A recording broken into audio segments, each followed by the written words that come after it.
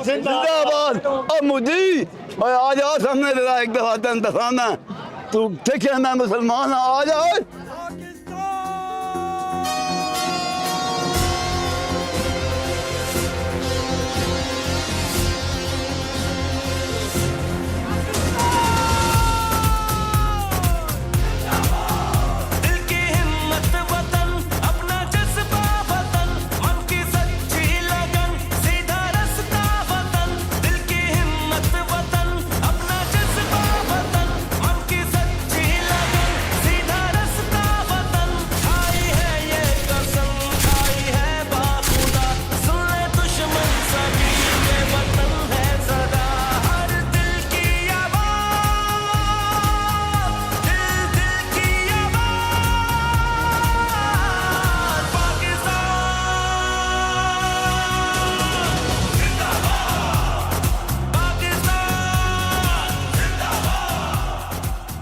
पर आप देख रहे हैं उर्दू इंटरनेशनल मैच में इस्लामाबाद परेड ग्राउंड में मौजूद हूँ, जहाँ 14 अगस्त की तकरीबात में मुख्तलिफ़ किस्म के जो ड्रोन्स और जो इक्विपमेंट पेश किया जा रहा है उसकी तफसीलात अभी मैं आपको बताऊँगा। मेरे कैमरामैन आपको दिखा सकते हैं ब्रीफ़ करने के लिए। जी अस्सलाम वालेकुम। वालेकुम सलाम। आपका नाम? सुहेब अहमद। अच्छा सुहेब साहब बताएं कि ये जो शापर क्या है, इसका नाम क्या है? इसका नाम है शापर 2। शापर 2 ड्रोन। यस। ये किस उसके लिए इस्तेमाल हो रहा है और कितनी रेंज है इसकी, और ये लोकल मेड है या ये भी आप लोगों ने बाहर से मंगाया हुआ है? शापर 2 लोकल मेड है, पाकिस्तान ने नेस्कॉम ने बनाया है, और ये reconnaissance as well as attack mission दोनों के लिए यूज़ होता है। रिकॉनिसेंस में इसकी सर्विस सीलिंग 25,000 फीट है, और टाइम ऑफ फ्लाइट या इसकी जो आप रेंज ऑफ फ्लाइट कहेंगे वो है 20+ आवर्स।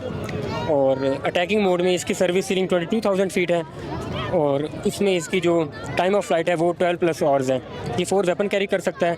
रिट्रैक्टेबल लैंडिंग गियर्स हैं इसके अंदर, और इसके अलावा कंपोजिट स्ट्रक्चर है जो इसको लाइट वेट बनाता है, और ये मोर मैन्यूवरेबल है।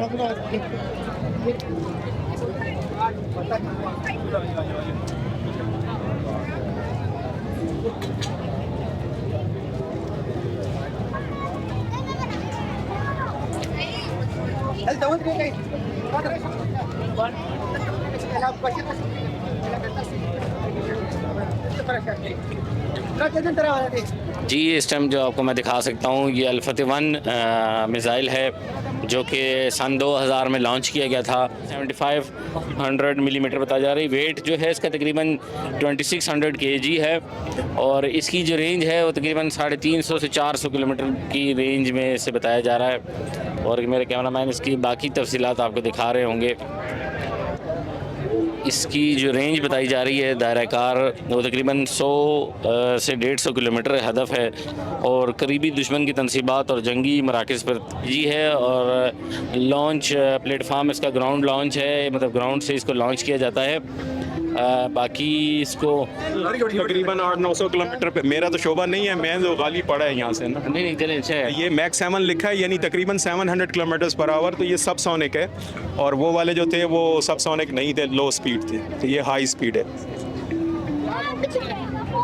जी एक हमारे साथ साहब मौजूद थे जो हमें बता रहे थे कि ये सब लेटेस्ट टेक्नोलॉजी के हैं जो अभी इस्तेमाल नहीं हुए, और ये मेरे कैमरामैन आपको इसकी डिटेल बता रहे हैं।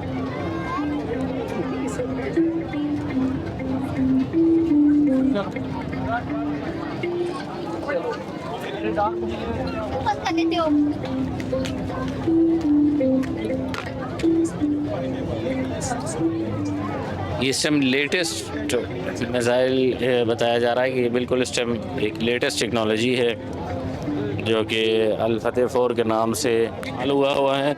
ड्यूल मेड रडार है।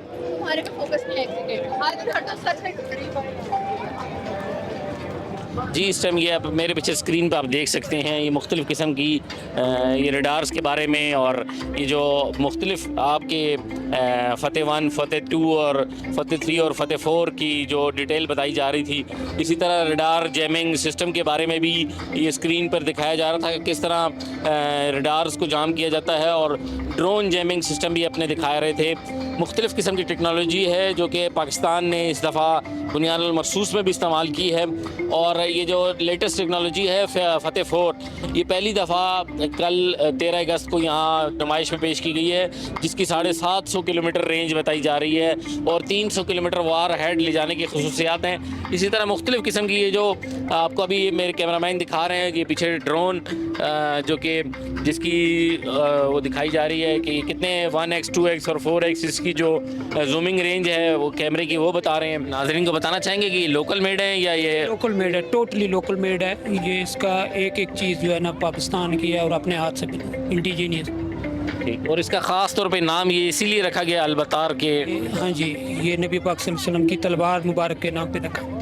जी हमारे साथ एक साहब मौजूद थे जो हमें इसकी डिटेल के बारे में बता रहे थे कि इसका नाम हम लोगों ने अलबतार इसलिए रखा है कि ये नबी सल्लल्लाहु अलैहि वसल्लम की तलवार का नाम अलबतार था। ये इस समय मैं अभी अलबतार मिज़ाइल के साथ मौजूद हूँ जो कि F-16 के साथ लगकर अपनी निशाने को 15 से 18 किलोमीटर की रेंज में निशाना बना सकता है और एक्यूरेसी रेट इसका तकरीबन ये बता रहे थे कि 3 to 2 मीटर्स है।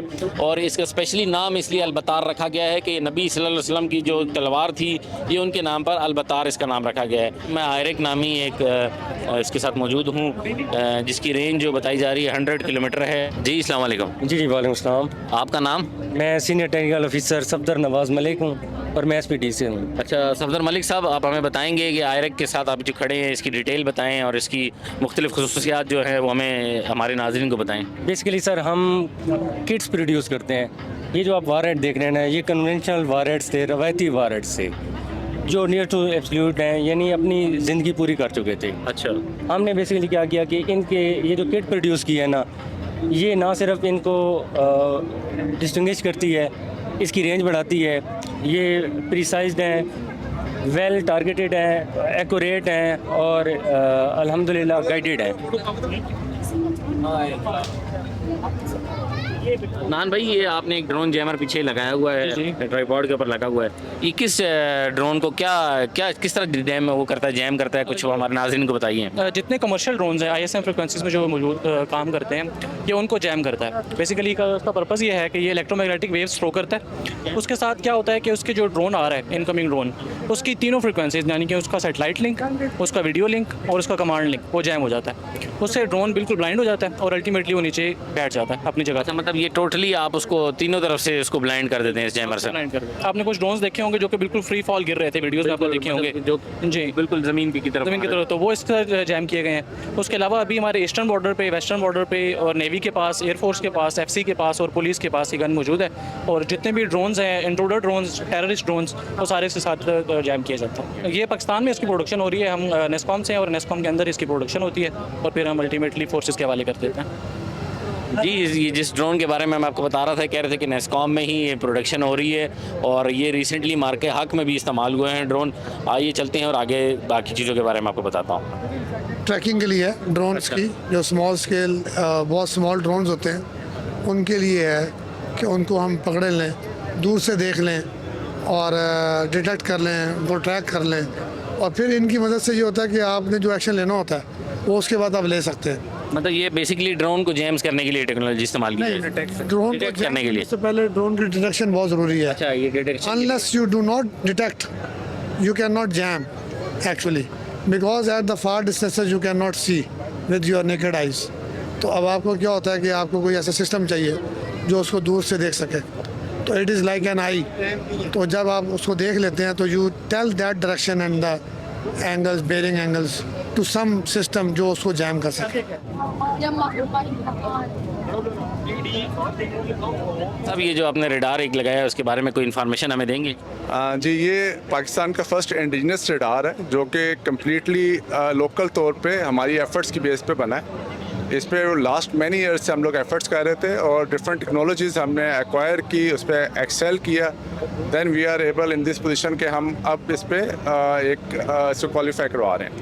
तो ये सर्वेलेंस रेडार है जिसकी 100 किलोमीटर रेंज है और ये दुश्मन के जो भी टारगेट्स हैं जिसमें fighters, UAVs, missiles, helicopters 100 kilometre की रेंज तक डिटेक्ट कर सकते हैं। ये टोटली इंडिजिनस रेडार है। अच्छा, इसके different technologies, antenna technologies, RF electronics, signal processing, ECCM, ये टोटली इंडिजिनस हमने डेवलप किया है। और इस पर जो लेटेस्ट टेक्नोलॉजीज चल रही हैं उसी को हमने अडॉप्ट किया है। एक्टिव फेज रेडार है और उसी को यूज़ करते हुए हमने ये फेस रेडार डेवलप किया है और 3D रेडार है जिसमें हाइट की इन्फॉर्मेशन भी देता है।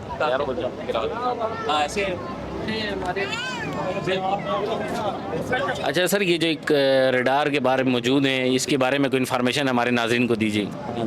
ये एंटी ड्रोन सिस्टम है सर, और ये जितने भी ऑब्जेक्ट हमारी बॉर्डर से पाकिस्तान के अंदर आए थे तो ड्रोन की शक्ल में उसको मतलब डिटेक्ट भी करता है और जाम भी करता है, और हम उसको लोकेट भी करके नीचे मतलब ड्रोन। रिसेंटली मार्का हक में ये इस्तेमाल हुए हैं? जी बिल्कुल ये मार्का हक में इस्तेमाल किया गया है, और क्या कहते हैं ये बॉर्डर साइड पे हमने लगाया था, डिप्लॉय था, और इसको हमने मतलब यूज़ किया। तो काफ़ी सारे ड्रोन्स तो हमारे इधर पिंडी तक भी पहुंच गए थे, वो मतलब वो कुछ ऐसे डिटेक्ट नहीं हो रहे नहीं, कुछ ऐसे थे कि जो कि हमने डिटेक्ट नहीं किए, मतलब वो हाँ जी RFC के टाइप के थे जो कि सेंसिटिव एरियाज़ में आ रहे थे, तो हमने उनको रीलोकेट करके प्रॉपर तरीके से उतार लिए थे उनको। हाँ जी। अच्छा, जितने भी पिछले ये मार्के हक में जो ड्रोन गिरे हैं, ये गिरे थे या गिराए गए? हार्ड किल भी किए गए हैं, कुछ ड्रॉप भी मतलब उनको इस तरह भी किया, जाम करके उनका कनेक्शन भी डिस्कनेक्ट कराया मतलब रिमोट से, और प्रॉपर ड्रॉप भी करवा दिए गए, स्पूफर से रीलोकेट करा दिए गए। जी, इस टाइम में रडार कशफ वन के बाहर मौजूद था, जो बताया जा रहा है कि ये सरहद पे लगाए गए थे, हमारे बॉर्डर एरिया में लगाए गए थे, जो कि ड्रोन्स को लोकेट करने के लिए और उनको गिराने के लिए ये इस्तेमाल किए जाते हैं।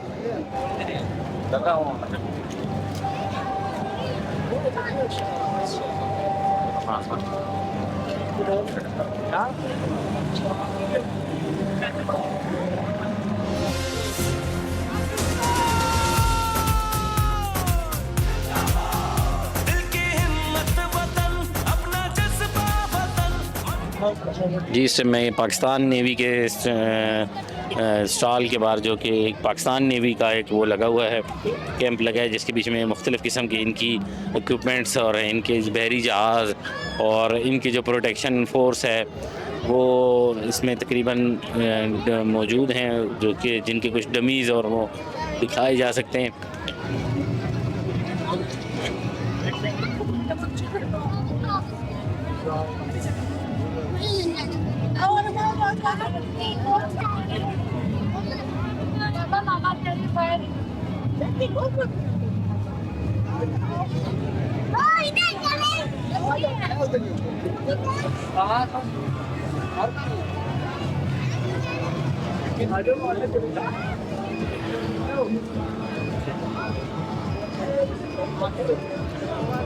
बहुत अरसे 14 अगस्त के बाद बहुत काफ़ी सारी मेरे ख्याल काफ़ी साल गुजर गए हैं, कोई ऐसी तकरीबात इस्लामाबाद में नहीं। आप इस बारे में क्या कहना चाहेंगे? जैसे अपना ये वक्तन फ़क्तन ऐसी तकरीबात होनी चाहिए, इससे बच्चों को अवेयरनेस होती है कि हमारे पास क्या क्या इक्विपमेंट है, उसके लिए अमेजिंग होती है और उनको बड़ा इंटरेस्ट पैदा होता है अपने मुल्क के लिए और अपने अफवाज के लिए, उनको एक जज्बा वतनी पैदा होता है।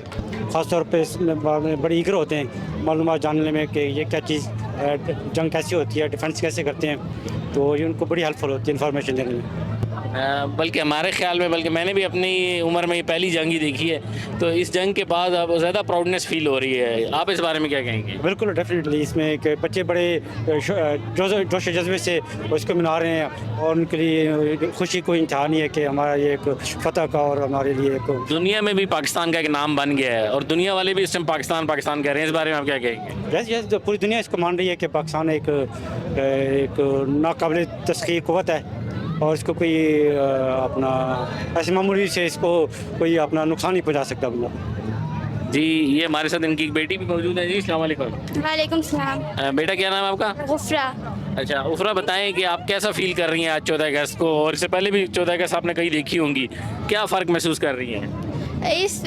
जहाँ इस फंक्शन में आए हम पहले तो इस तरह का कहीं हम गए नहीं है, यहाँ पे आए तो काफ़ी इन्फॉर्मेटिव है, काफ़ी मालूमात मिली है कि जंग कैसे होती है और जो हथियार इस्तेमाल होते हैं उसके बारे में काफ़ी कुछ पता चला है। आज पहली दफ़ा हम तो देख रहे हैं इस तरह का एग्जीबिशन। जी, ये इस टाइम एक फैमिली हमारे साथ मौजूद थी जो कि बता रही थी कि हमने 14 अगस्त किस तरह मनाई और पहली दफ़ा ये बच्चों ने इतनी बड़ी किस्म की एक तकरीब देखी है जो कि जंग जीतने के बाद 14 अगस्त मनाई जा रही है, और बड़ी खुशी से ये लोग बता रहे थे कि हम लोगों ने पहली दफ़ा इस तरह की तकरीबात में शिरकत की है।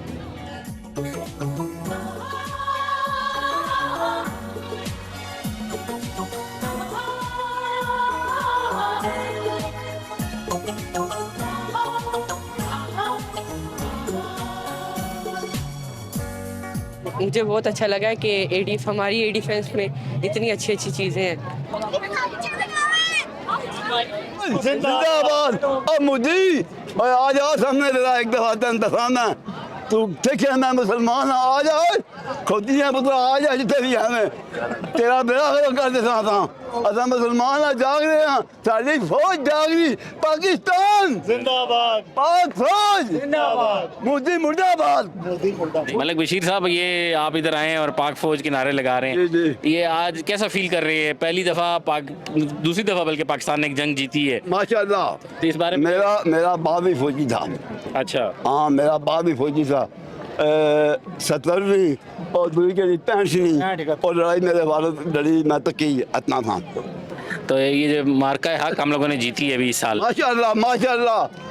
और उस अगे जितना इंशाल्लाह मोदी ना बेड़ा करो को अल्लाह बेड़ा करो करे उसना ना मोदी जी तो मेरी कुश्ती करा दो मोदी की चाहता हूँ। अच्छा, आप मोदी से कुश्ती करना चाहते हैं? बिल्कुल करना चाहता हूँ कुश्ती अल्लाह के हुक्म से। आप उसको हरा देंगे? अल्लाह के हुक्म से रहूँगा उसके साथ, 2 तलवारें उसके हाथों में हों, मैं खाली हाथ रहूँगा इंशाल्लाह। जी, एक पुरजोश किस्म के बुजुर्ग हमारे साथ मौजूद थे जो कि पाकिस्तान जिंदाबाद के नारे भी लगा रहे हैं और कह रहे हैं कि मोदी के साथ मैं अकेला लड़ने के लिए भी तैयार हूँ। और ये बड़े खुश हैं। उन्होंने बताया कि इनके वालिद साहब भी फ़ौज में थे और 65 और 70 की जंग इनके वालिद साहब ने इसमें लड़ी है। बिल्कुल 71 नहीं 65 नहीं और आप पुरजोश हैं इस टाइम? इंशाल्लाह मैं कहता हूँ मुझे अपनी पाक फौज इजाज़त दे तो मैं बॉर्डर पे जाऊँ जी, अल्लाह की कसम। ये बुजुर्ग शहरी इस टाइम भी कह रहे हैं कि मैं इस टाइम भी इतना पुरजोश हूँ और मेरे में इतनी जान है कि मैं बॉर्डर पे जाकर जंग लड़ सकता हूँ। बिल्कुल इंशाल्लाह अल्लाह के हुक्म से इंशाल्लाह। से मुतालिक पेश किया जा रहा है जो 6 जहाज़ हमने इंडिया के गिराए थे उस पर जो विक्ट्री है ये बैनर पे वो आवेज़ा की गई है और बताई जा रही है और ये जहाज़ दिखाए जा रहे हैं कि हमने किस तरह जहाज़ मार गिराए थे हवा में। इंडिया ने शुरुआत करी थी और हमने इसको ख़त्म करे। यहाँ बहुत सारे लोग आए हुए हैं and I am having so much fun here. And 14 अगस्त को वैसे क्या हुआ था?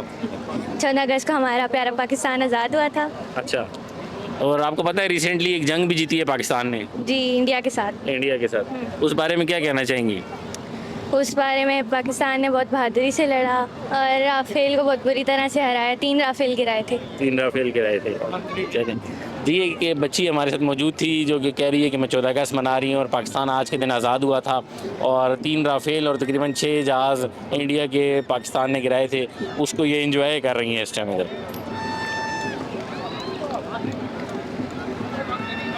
आप हमें बताएं कि आज आप परेड ग्राउंड में आके कैसा फील कर रहे हैं?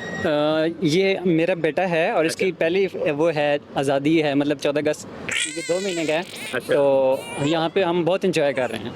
तो आपको पता है कि पाकिस्तान ने इस साल एक जंग भी जीती है, इस बारे में क्या कहना चाहेंगे? उसमें मैं पाकिस्तान फोर्सेस और पाकिस्तान की आवाम को सलाम पेश करता हूँ जिन्होंने जोश व जज्बा दिखाया और हम इस मकाम तक पहुँचे हैं।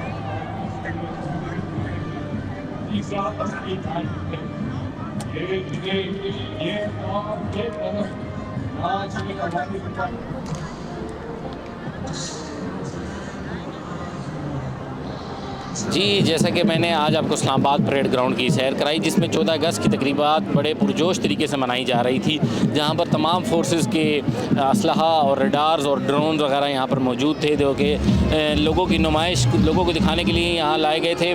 और बहुत अरसे बाद पाकिस्तान में 14 अगस्त ऐसे पुरजोश तरीके से मनाई जा रही है क्योंकि हम लोगों ने जो 2025 में मार्का हक जीता है उसके बाद पाकिस्तान आर्मी का भी मोराल बहुत बुलंद था और आवाम भी बड़ी पुरजोश नज़र आ रही थी और बड़ी खुश थी, क्योंकि कई सालों बाद ये ऐसी तकरीबात इस्लामाबाद में हुई हैं। और बताया जा रहा है कि तकरीबन 65 के बाद जो हम लोगों ने ये जंग जीती है, इस जंग जीतने के बाद दोनों पाकिस्तान आर्मी का भी और आवाम का भी मोराल बहुत बुलंद था और आवाम बड़ी पुरजोश दिखाई दे रही है। देखते रहिए उर्दू इंटरनेशनल।